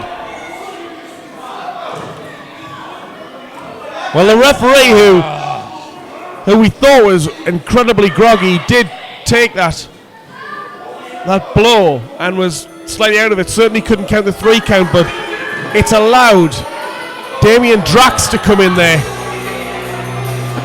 slam that title belt into the face of Michael Chase, who has put up the most valiant of efforts. He's still your almost pro champion. He's Victor Von Valtz. Well, ladies and gentlemen, the ring announcer hasn't said it, but Yeah, you tell him. it's clearly the case that the referee saw Damien Drax slam that title belt straight into the forehead of Michael Chase. The referee saw it was right in front of him. I can't dispute that, you can't dispute that, nobody can. It means that Victor Von Valtz lost the match by disqualification. But as we know, that title can only change hands on a pinfall or submission. Therefore, your champion is still Victor Von Valtz. Get it right. And the winner of the main event is Michael Chase via disqualification. Let's not leave him out of the equation. He went toe-to-toe, head-to-head, tactic to tactic with Victor Von Valtz. What a rotten end to a fine contest.